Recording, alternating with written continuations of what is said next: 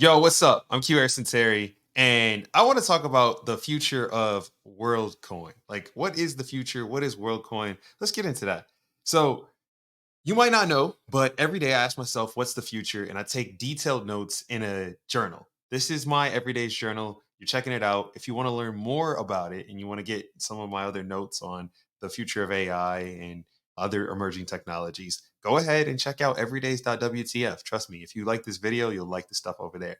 Now, with that being said, one of the things that I've been seeing a lot about, and this has been for some weeks now, is Sam Altman's new company called Worldcoin. And I mean, Worldcoin is a project, right? I understand that it looks a little weird. The Times, they wrote a story about it and they talked about how they have these orbs that will scan your eyeballs, and it's Sam Altman's company, and so of course everyone's giving it the press that it deserves because he's like one of the hottest entrepreneurs in the game right now. He's got OpenAI, and I mean, who's not opening their eyes to OpenAI right now? So with that being said, when you take the orb, what you'll do is you'll scan, your eye, literally your iris with this orb, and what it will do is it will create a one-time ID, which is going to be stored on a blockchain, obviously, because they're giving you cryptocurrencies in exchange. And what that hope or goal is to basically create some type of verification infrastructure or system that will allow for governments and companies and just people of the future to delineate, who's a human versus AI.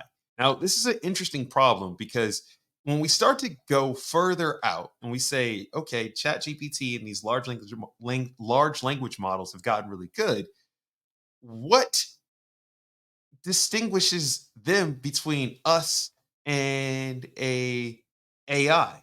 And it's a really, really crazy question. And I like to think of this as more so like techno, like it's like tech philosophy. It's like philosophy meets tech, and like tech philosophy. We can come up with a term and talk about it in the comments, but like this is like when philosophy and tech collide.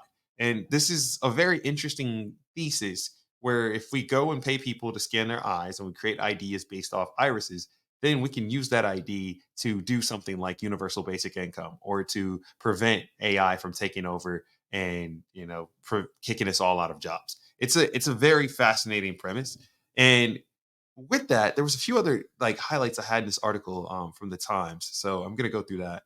And they talk about the cameras that are designed to record irises, and those orbs convert that information into a numerical code, which then it gives you an ID, right? And that ID can only be generated by yourself. It's cool. They're promoting, the possible foundations of universal basic income, which I talked about, and this is what's going to help distinguish people from robots. So I kind of covered some of these things, and what they're getting a lot of scrutiny around is the potential privacy risk. Like, you can't change your iris. So once you scan that and you give that information to somebody, they've got data that is immutable on you. And anytime you get into biometrics and how you store biometrics, it becomes a really, really, really interesting philosophical question. And obviously, it's aided by technological progression. So, the thing that I think no one's talking about is they started out in Nairobi, Kenya, if I remember correctly. And I'll have to, I'll put the exact specifics in my notes. I'm freestyling right now. But basically, they were in Kenya and this project was taking off. I mean, obviously, Kenyans are saying, "Hey, I want some free money to scan my eyes. Like, why not? And I want some work." So I think this premise is very futuristic. I'll get with it. They do it, and then the Kenyan government says, "Hold up, hold up, hold up. How are y'all storing this data?" They raid the OpenAI warehouse, and they really start to ask these philosophical questions around privacy and data sharing, and what's to come. I am going to leave my actual notes and thoughts on this on everydays.wtf. So, I mean, you can learn more about that.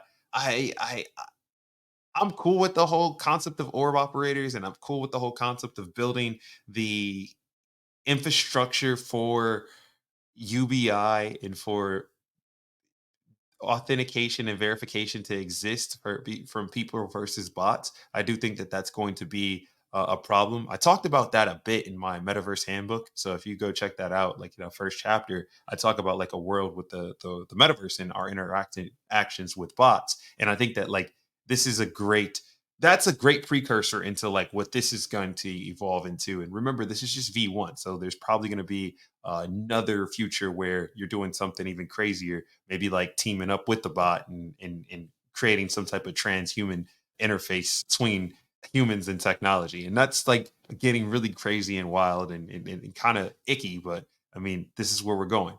If you've got questions on this, I'm interested. I'm curious. I'd like for you to leave them in the comments. If you're an everyday subscriber, go ahead, just shoot me an email. I'll leave my email on, or actually, you have my email because I send you emails. And with that, I am going to tell everybody to check out Everydays. It's where I store, all my thoughts on the future. And, I take those notes, I make these recordings, I share them publicly. These are my actual notes. These are the actual things that I use to become a better future thinker. And I think it's important to be a future thinker because in today's society, things are changing so fast. Things are evolving rapidly. And if you're a decision maker of any type, you need to know what's going on in order for you to feel comfortable making some of the decisions that are going to not only affect your life but those around you. And so I store mines on everydays.wtf. I'd recommend checking it out. And if you've got any other questions, let me know. I'm always available on social media and elsewhere.